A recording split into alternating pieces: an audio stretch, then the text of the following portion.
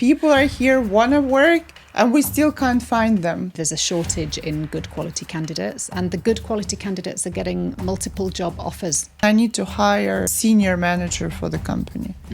What would be the best way for me to do it? 1,500 to 2,000 applications per role, and 1% would be added to our long list. It must be heartbreaking because you probably say no more than you say yes, right? I just close my eyes and just pretend there's not thousands of CVs in my inbox. What do I need to bring to the recruiter to be noticed? You've got to make sure, number one, quality photo. What is the first thing I would say people look at when they apply for a job? As an employer, you need to make sure that your own company LinkedIn page is something where people are going to want to work. Can we talk a little bit about Gen Z? How to deal with them? They are looking for companies that have a purpose. The employers have this tendency of creating 7 stages marathons for recruitment. I think people are worried to hire the wrong person. What is today the cost of wrong hiring?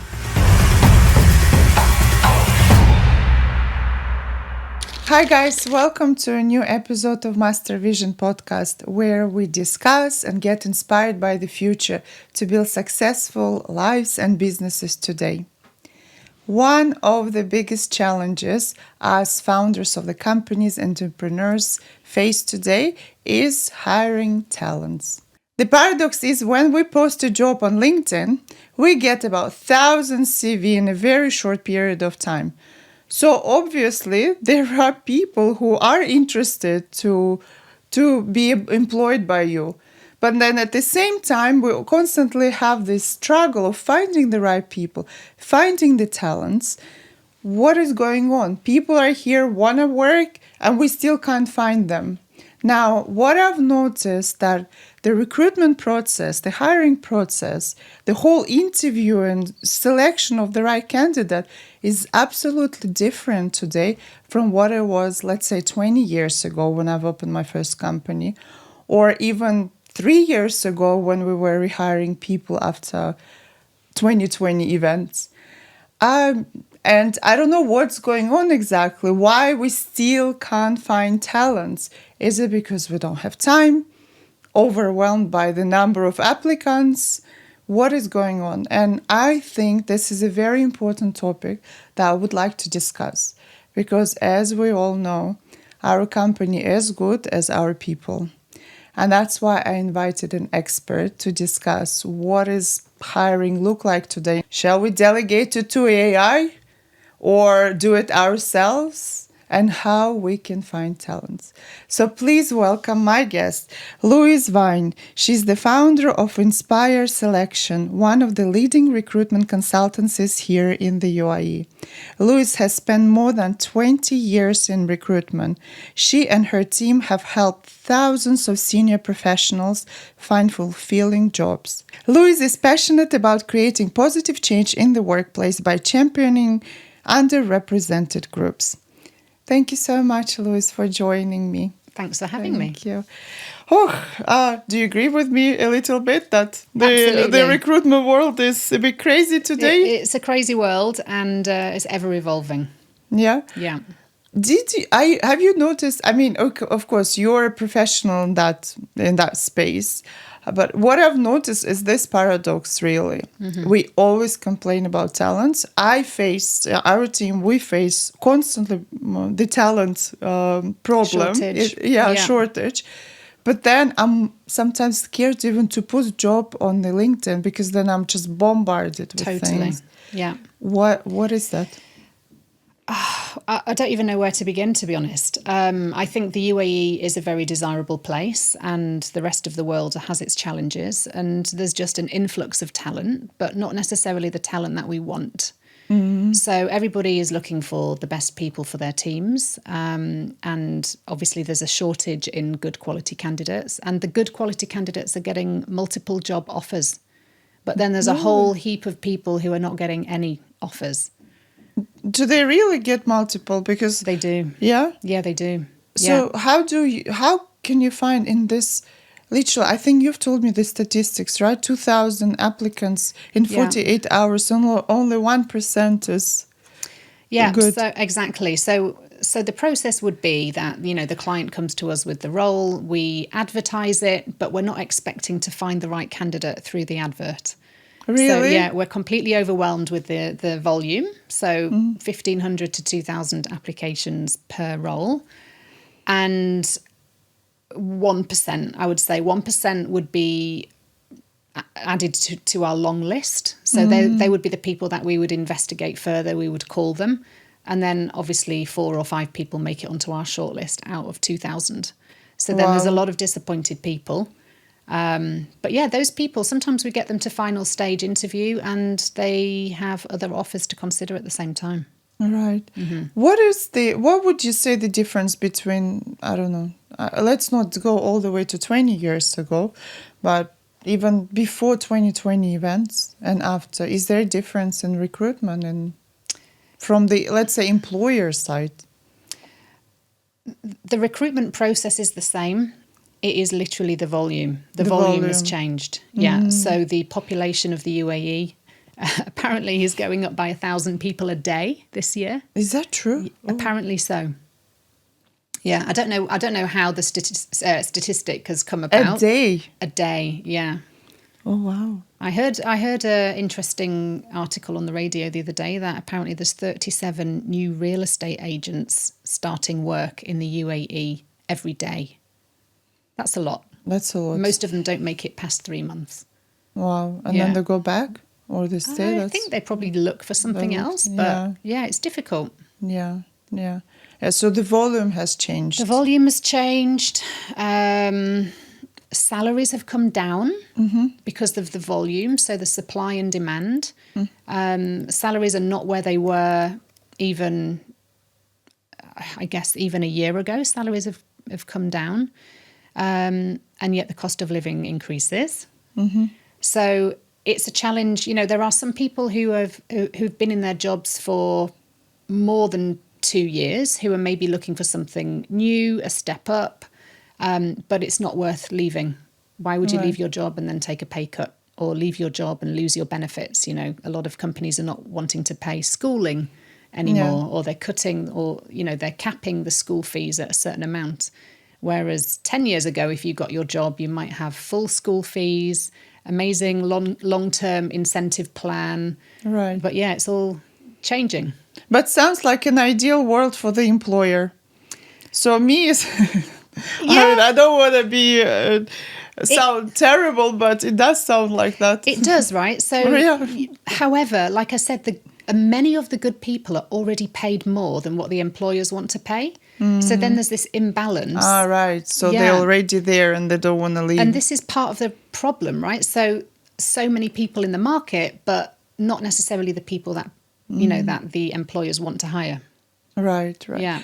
In terms of, I was always wondering, what is today the cost of wrong hiring? Let's say, so the one who is hiring people for the company, this sounds like ideal scenario. A lot of talents want to stay in Dubai, salaries going down, school fees. I mean, I don't want to sound, of course, I'm a really nice employer, but I don't want to sound terribly. But sounds like, wow, the best thing. And we still can't find the talents. And I know that cost of wrong hiring is really high. Of course, you've got the visas, the physical costs, the medical insurance, which is insignificant, really, compared to, potentially you've got 6 months worth of somebody just not performing until you've got your 6-month probation. You're not allowed to extend beyond 6 months in the UAE. I mean, it depends what role that person is in. If they are an accountant and they keep making mistakes, then that could be a huge loss. If they're not paying the VAT on time and you're getting fined, it could be something like that. It could be you're hiring the wrong salesperson. They don't have all the contacts that you thought they had, and they're not making sales. It could be a customer service person who's terrible and loses you a lot of clients. It is. Obviously, I'm going to say it's better to pay more and get better quality. Absolutely. But how do you find those people? So let's go step by step then let's look at it from the employer perspective first, and we can talk also about the people looking for a job, touch upon it. But I'd like to see it probably from the employer perspective. Now, there are two ways I understand. I can go by myself with my HR, and probably is it correctly to assume a lot of people start with that? Absolutely, of course. I think, to be honest, the process would normally go, is there anyone internally that we can consider? Yes. If not, then they would reach out to their network, ask around if there's anyone that anybody knows. And thirdly, then it would be advertising, which is a headache. Yeah. Sometimes it works. Sometimes people get lucky, but more often than not, they don't. And then they come to an agency after that. So by then, they've already wasted quite a lot of time. Obviously, I'm going to be biased and say if you come to an agency, you save a lot of time and you get straight to the best candidates. But I do appreciate, we're not the cheapest option. So yeah, people try and do their own recruitment. So let's go into both ways. So let's say I'm an entrepreneur. I have a small company of 20 people, and I need to hire someone sort of senior manager for the company. What would be the best way for me to do it? Let's say I don't have money for the recruitment agency at this stage. Okay, well, if they wanted to do what we do, it would be to network in your own industry. Network in my own industry. So let's have a hypothetical industry. Okay, so let's say it's a construction company. Yeah. And you need a project manager. Yeah. And you're the HR person and you are constantly recruiting project managers. So I, as a HR person, would reach out to other project managers in other similar reputable construction companies, connect with them. And then when the role comes up, you just start reaching out, sending messages to them, try and get hold of these people. Right. Right. Yeah. So I have to build my network before the job comes in. If you want it to be quick. If you really want to be quick. Otherwise, it's gonna take time because not everybody's on LinkedIn all the time. Not everybody's checking their messages. And just to schedule a meeting with some of these people that are working on site, 12 hours a day, very difficult.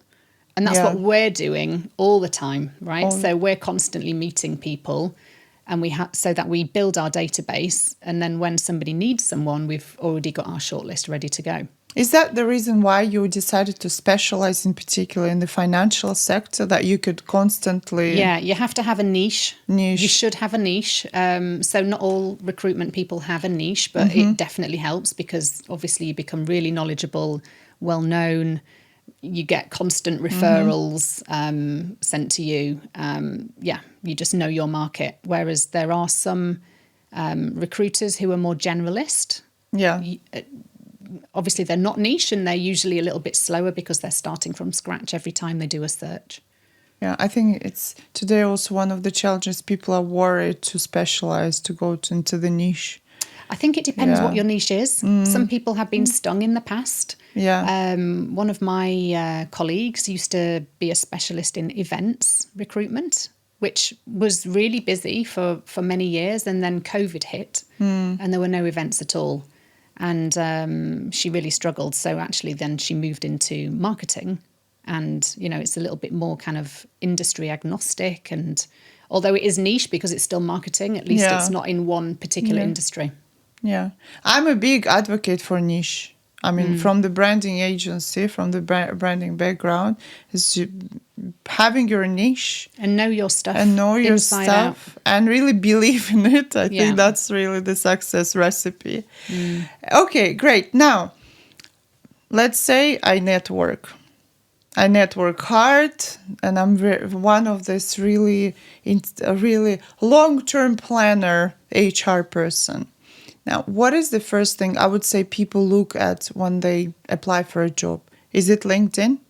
I would say LinkedIn. Yeah. They've definitely got the market share. So, when you're looking for a job? No, the other way around. Me as an HR person, me as a company looking for the candidate? So I think this whole LinkedIn page, Yeah. how important is it? Of course, it's your shop window. As an employer, you need to make sure that your own company LinkedIn page is something where people are going to want to work. The employer branding needs to be absolutely amazing. What is that? What should I have? You could interview your employees. You could have team events, just photos, a few videos, trying to attract the candidates to come and work for you. And what is important to have there? I don't know, CEO, for example. Does the owner of the company, does he have to have a page? Is it important today? Does he have to be present on the page and talk how great the company is?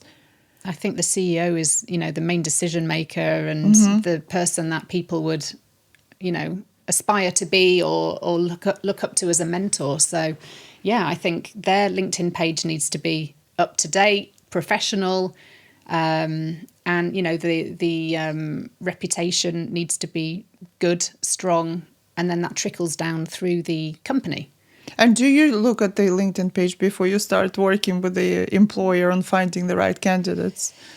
How important is that for you? So not just LinkedIn page, but their website. The website also, So actually, to be honest, me, as a recruiter, I go straight to the website and work out whether or not this is the type of company that I would want to represent.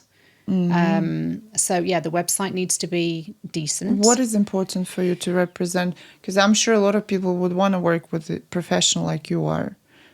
So what is important on the website?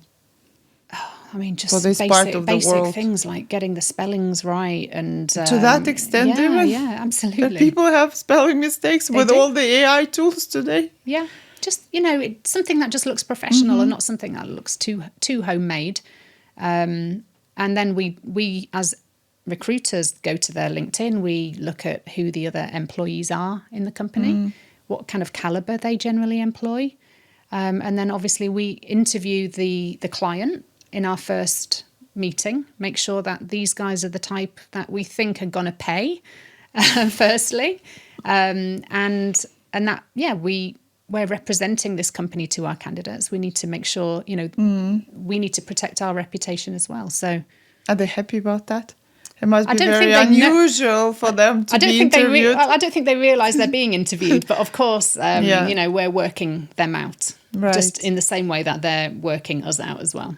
Right. Now, from the people looking for a job in this part of the world, I think in their countries, I would assume they can ask people around. They have certain probably not news or some information about the companies within their reach, within their countries. Now, a lot of them move here, thousands of people a day. They come here. It's new, completely new territory for them. What me as a potential candidate, what red flags I should look for, or what do I need to look at? On the website, on LinkedIn, and so on. So I think as a completely new person and you don't know what sort of reputation an employer has, you could look on LinkedIn and do a lot of research to see who worked for this company, how long did they stay. So all the people who are already working there, how long have they been there? If all of them are new, they've been there 6 months and there's nobody who's staying long, then that would be warning bells. I mean, that's one thing. There is a website called Glassdoor. Yeah. Is that... it is there, but I don't know if there's going to be many people who go to Glassdoor to write good reviews. I think normally when you write a review, it's because you want people to hear the bad news. So you could go there and use it as part of your research, but definitely not just the only research. And then obviously try and find a recruiter who's going to answer the phone to you, and they would hopefully give you an honest report on an employer as well. But how would I find the right... what is the criteria for the good recruiter? Somebody who's in your niche. Because, someone... So your niche? Yeah, someone who's in your niche who's been here a few years, who is likely to have heard of that company. Would recruiter actually talk to people? You must be receiving calls every day. from different people. This is the difficulty right now. You know, we would love to talk to everybody, but it's just too overwhelming. What do you do? How do you choose? I have to so I have to focus on what I need to get done during that day. So if I'm working on a job that's really urgent and I need to get my shortlist out, I'm purely focusing on scrolling through, you know, all the applications and just speak to the people that I need on my shortlist, and everyone else is just going to have to wait for another day. Right. Yeah, it's quite hard, unfortunately, if you want to help people and you can see that people are messaging you, you know, every day for 2 weeks, and you're just like, not today. I literally can't. How do you take this how do you personally? It must be heartbreaking, because you probably say no more than you say yes, right? Yeah. It is hard, and it's become like this. It didn't used to be like this. So So after COVID, it was the opposite way round. It was really hard to find good people. It was really hard to find people, full stop. Because there were no people. There were no people. So a lot of people left. Yeah. And didn't come back. And then slowly people started coming, and they, you know, within 2 weeks they would have a good job at any level. And, you know, and then I think the word started spreading that, you know, go to the UAE. There's no lockdown. So a lot of people started coming. 2021 and 2022, even 2023, were really busy for recruitment. And then there were just too many. Then 2024, 2025, crazy volumes of people. So it's only really been in the last couple of years that we've really been completely overwhelmed, and it's just impossible to respond to people. So how do you feel every time you say no? I mean, I don't physically say no. I just close my eyes and just pretend there's not thousands of CVs in my inbox, because it's just really overwhelming. So if I ever get a quiet 5 minutes, I'll go to my LinkedIn inbox and, you know, just reply to the top 10 people in there, you know, at the top of my inbox, but I can't get through them all. Yeah. Oh, wow. I haven't thought about it really. Your LinkedIn inbox must be the forest. It's a lot. Yeah. Yeah. And it's not just people here. So there's a lot of people overseas. So actually that's how I do prioritize. I might kind of like click on someone's profile. If I see that they're overseas, I don't have time to respond. If I see that they're here, I will respond, because, you know, if it's a good candidate that I think I can help and they're already here, I'll send them a message.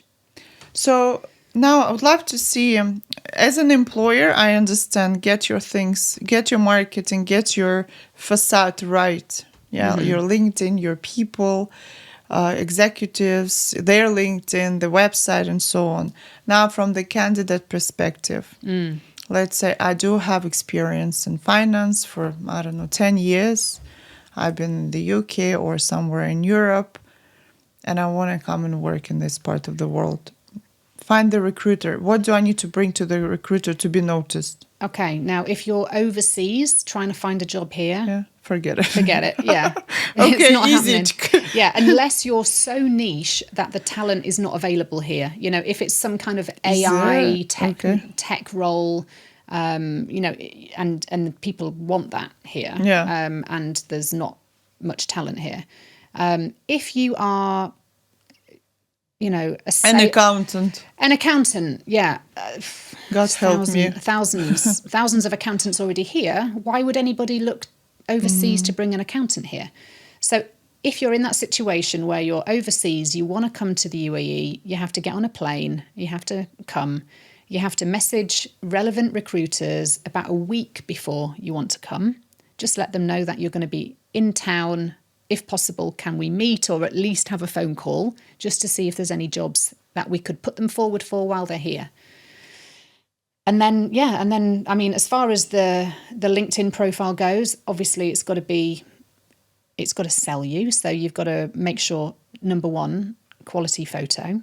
Quality photo. Yeah, professional looking. What is the quality photo? Just not a passport photo that you've taken a photo of on your phone and then uploaded it. Yeah. You know, it's and not a selfie in the elevator. You know, just some. You know, Yeah. A nice looking Yeah. photo. It doesn't have to be an expensive, studio photo, just something that has, you're smiling, Yeah. you look professional, you're well dressed.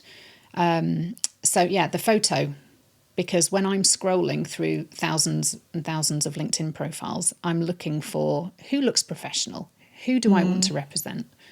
And the photo is the thing that stops me scrolling. So you wouldn't read, right? You wouldn't really read in details about us, about me. No. Like the first thing is the photo. The Yeah. photo grabs my attention. Then I would click on that person, quick scan. All right. So the photo would be in that list. Long list. Right. Yeah. Not before you even. Mhm. Exactly. Then I look at the profile.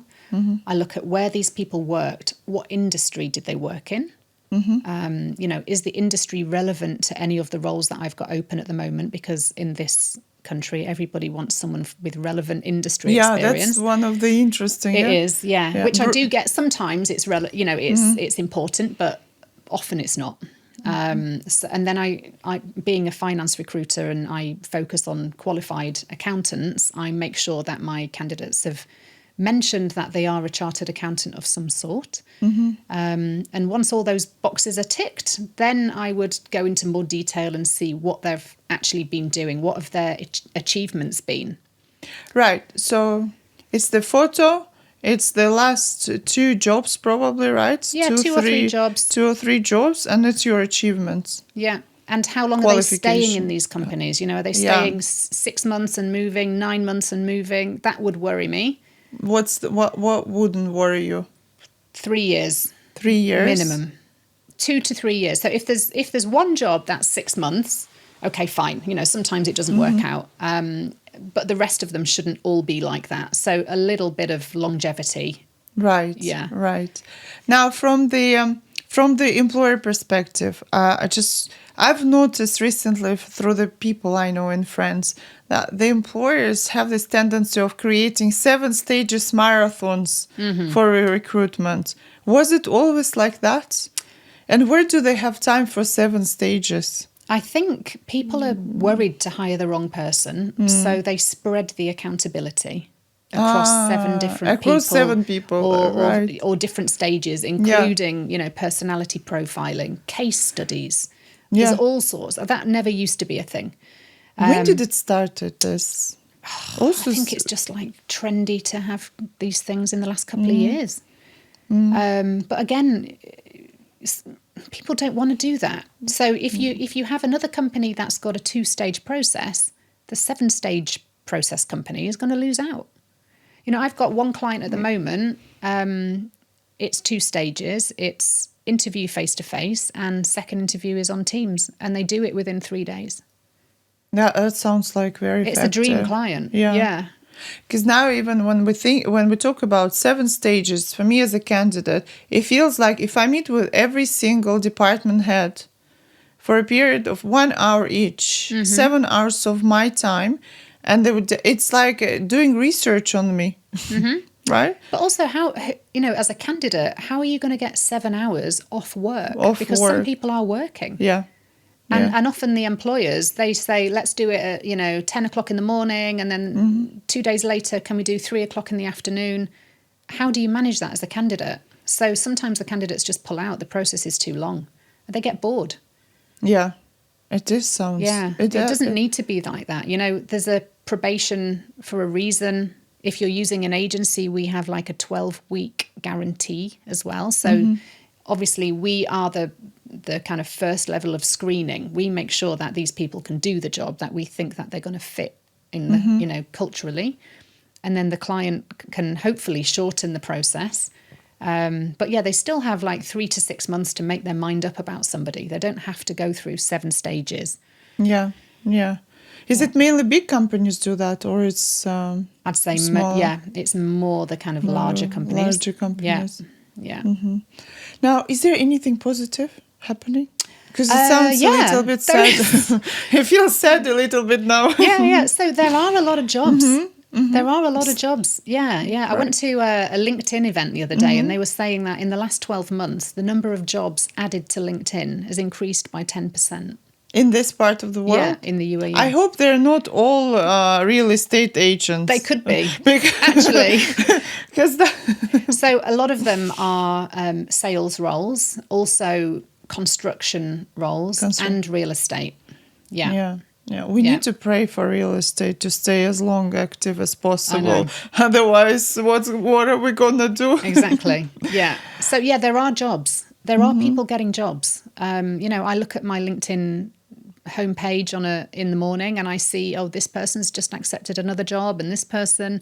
So there is stuff happening, but there's so many candidates that not everyone's getting a job. Is it like a lottery? If it's 2,000 people, do you use any AI or what is... So you get 2,000 in 2 days. Mm-hmm. So LinkedIn is really good at filtering candidates, right? So we can filter out anybody who's not in the country. That takes 3/4 of them. Right, so maybe not, maybe half of them, yeah. So half of them disappear off our list. Right. And then we can filter by industry, by company, by qualification, keyword search. So as a candidate, you need to make sure you've got as many keywords mentioned inside your actual profile to make sure you're getting picked up. Right.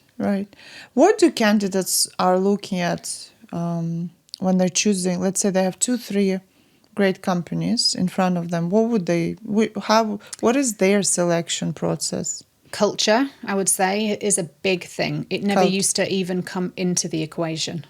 Yeah. They want no toxic culture.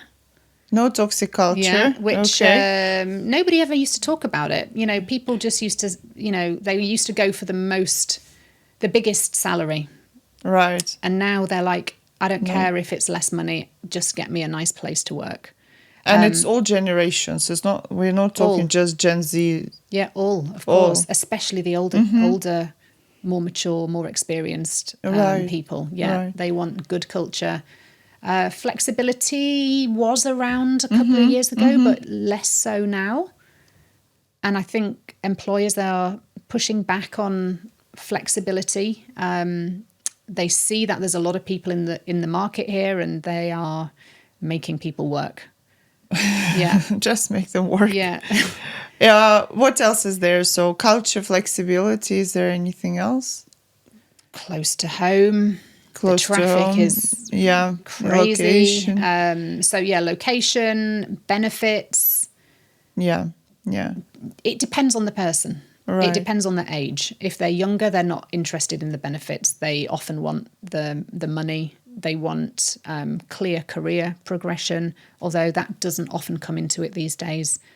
No, there's no clear career progression? No, I mean, when people are looking for a job, it's not something that's necessarily at the top of their list. Again, it depends on who and what stage they're at. Right. But yeah, culture is the main thing. So culture... Then I see more and more now there's this sign, great place to work. Is this correct? Great place to work, right? Yeah. Does it make a difference if I get that? What is it? Is it... So we have it actually at Inspire Selection. Right. Yeah. Is it a great place to work? Great place to work, yeah. So you do a survey. Everybody in your company does the survey, asks you lots of questions like, my manager is approachable. I think my manager is inspiring, and...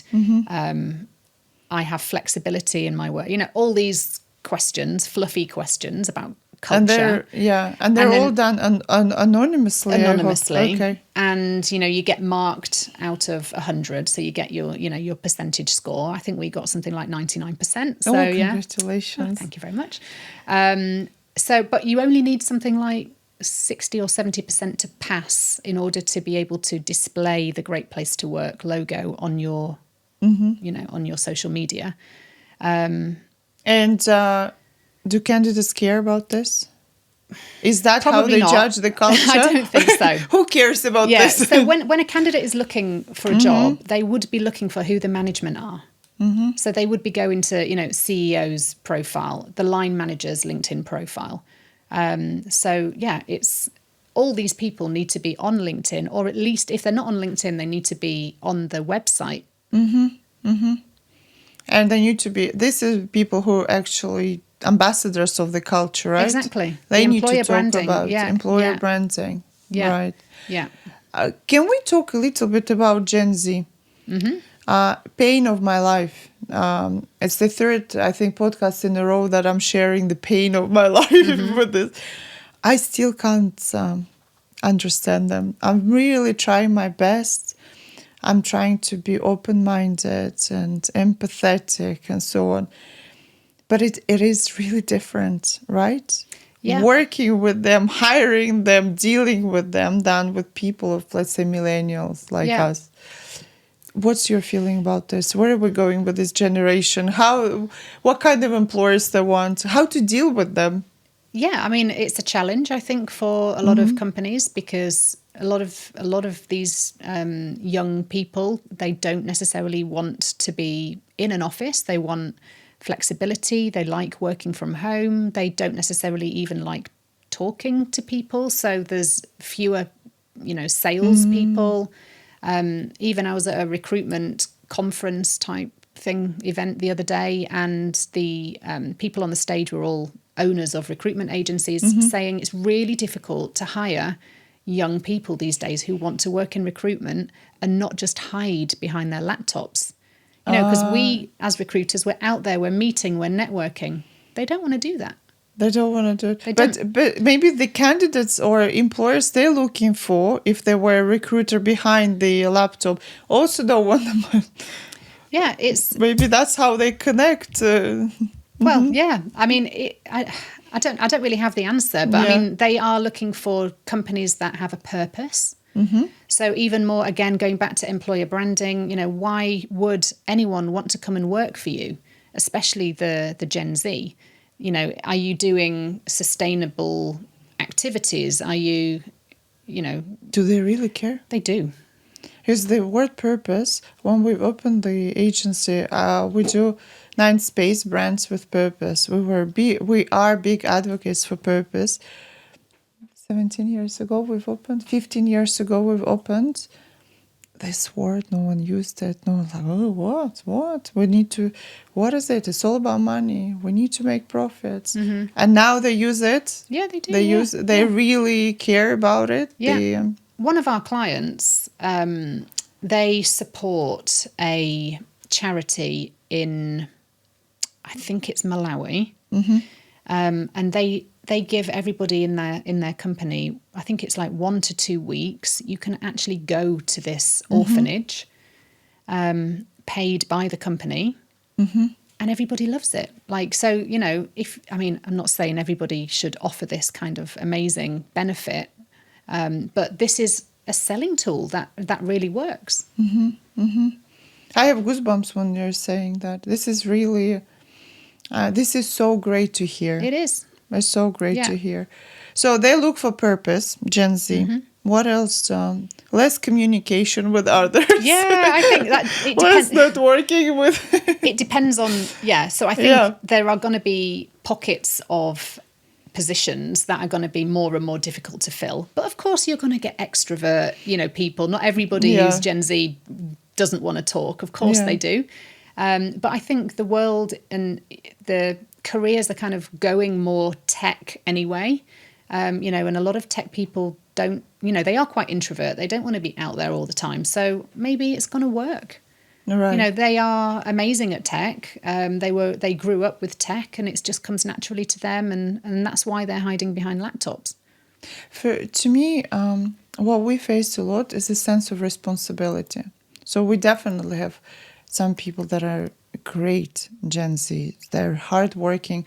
I wish I was as energetic as them in their age, or ambitious, I would say. I was more careful when I was, 23 even. Now, during the interview process, but to finish, but then there's a lot of them that are just they don't have any responsibility. That's how I feel. If they feel it's too challenging to do something, they just walk away and they don't care. Yeah, I've never seen this. I didn't know it's possible to do. Okay, bye. Yeah. How can I, during the interview, how can I notice this that person is going to leave me? Because, just again, their CVs are perfect. They know what to say. They know all the right words. So it's not about what that person is going to do for you. What can you do for them? Right. So once you've employed someone, what is the onboarding process looking like? Okay. Yeah. What would be a good onboarding process So for it would them? be keep in touch with that person before they even start. It would be, take them out to lunch with the team on their first day. Okay. Catch up with them on a weekly basis. Ask them how they're feeling.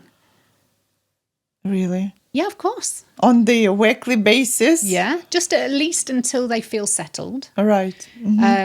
Set their first 3-month goals and make them achievable. Don't just tell them to come on the first day and, oh, I'm really sorry we didn't get your laptop yet, but, just you can use this old laptop and just sit in the corner. We haven't got a plan for you yet. Some companies are like that, and then they wonder why people don't stay. So it's your responsibility as an employer to make sure that person wants to stay. What about me as an employer instilling the sense of responsibility? How can I instill sense of responsibility in that particular person who can just walk away? I think just give them tasks that are achievable so they feel like they are achieving something, that they're enjoying their job. How do you stop them walking away? Well, just keep them happy. Ask them what they want. What do they expect from the role? Right. I definitely see generation clash now in the companies. Yeah. Not just ours, just across the world. I think the older generation world does get region. frustrated with the younger generation, but I think that's always been the way. Yeah. Maybe because I was always younger generation before, but then I moved to this older generation. Now I got frustrated. Yeah. Now But look, at times change, right? Yeah. So 50 years ago, you would have your job and that would be your job for life. And then you get your final salary pension and, that's it. You're in one company forever. Then it kind of maybe changed. You would have 3 or 4 jobs throughout your career. Now it's sometimes these younger guys, they have like 2 or 3 jobs a year trying to find the right place. Right. Yeah. So I think intuitively, yes, it does. My heart tells me be the psychologist and mentor for everyone and hold their hands a little bit. Hold their hands and yes.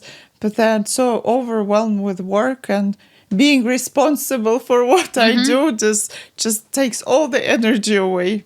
Yeah. But yeah. It's difficult, yeah. Very difficult. Do you have many Gen Zs in your company? 0.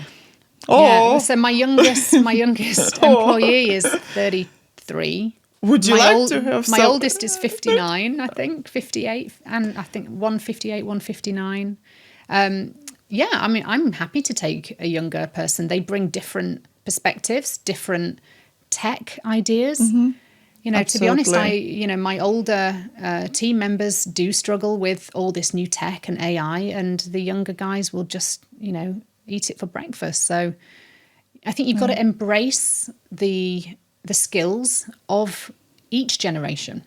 That's a great way to look at it, and provide every generation with those things that they're looking for. Yeah. Right. And everybody thinks also that mentoring is the older team members mentoring the young ones, but actually you can do it the other way around. So the younger people can come in and upskill the older generation in tech, if possible. Yeah, that's a great thing.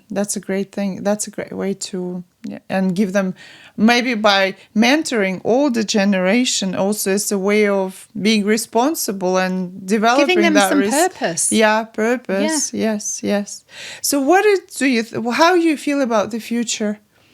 Of what? Of just life. This world, this life and the work here. Is it positive? Yeah, I mean, I'm always a glass half full type of person. I think, let's talk about the UAE. I think it offers so much opportunity. There's just so much opportunity here. Whereas I think other countries kind of hold you back and they're a little bit more conservative. Here, there's all sorts going on. The world in general, I don't know, that we could talk all day about that. I don't know. So yeah, I think I also, yeah, we can complain about a lot of things and the world and how everything is going crazy, but we get out on the streets, people seems to smile, and at the end of the day, right? In this people country, helping when each the sun other. is shining every day, Yeah. you know, the lifestyle is amazing. I don't blame anyone for wanting to move here, especially at this time of year when it's getting cold in Europe. But yeah, I think just my advice would be, before you make the move, I mean, don't just come here with no job. People really burn through the cash if they are job seeking. So do your due diligence, do your research, try and speak to a recruiter, or just look online and see what salaries are paying for your skill set. You know, for example, if you're a well-paid electrician in the UK, you're not going to get a well-paid electrician's job over here. So, So have a look at that. yeah, it's just, Yeah. Be prepared. Exactly. Do your homework. Exactly, yeah. I think this is so many great insights. Thank you so much, Louise. I want to ask you one last question that I ask now these days. If you could have one superpower today given to you, what would you choose? Yeah, well, I did come prepared for this because you did mention it earlier, and I really had to think. Yeah, my superpower would be to be able to go forward and backwards in time. What do you want? What would you do? So What would you change there? I would go back to 2020 around April and buy a load of houses in Dubai, and then keep hold of them for a few years. Yeah. That's exactly when we did one of the biggest real estate mistake and sold our house. Oh. So maybe in 2020. Yeah, in 2020. Oh no. Right before it started. Okay. Yeah. But, so there you go. Yeah. So yeah, I would like to go forward in time, see what the UAE looks like, and maybe focus my recruitment team on a certain niche. Could be AI, obviously, in the UAE at the moment. But yeah, that would be I think if I could give you one advice without you asking for advice, but I think one of the things to look at is look at the vision of the UAE or Saudi. And it's so well written, it's so detailed. And I always say, if you want to see how the country is going to look like, what is it going to be really in decades from now, this is the blueprint of what's going to be. And we could see the industries they're going to push for, what they're going to develop on those industries. It's a great document to prepare and to find your place in the future within this country or Saudi or other countries, Qatar and so on. Tech is the way forward here. Tech is the way forward, but you need to figure out which tech also, right? Yeah. And it's not my thing. It's not my too thing old. either. Yeah. We're too old and beautiful. Definitely too old. No, you are so beautiful. Oh, Thank you so much for your time. you. Thank you. That Thanks was very much. great. Thank Thanks. you. Cool. Thank you. Angel, you cannot find a job. Don't go and look for a job now. You've heard all the secrets. I can't film Yeah, don't go. without you. She's a tech lady. We cannot. We need you in Potsdam. Thank you.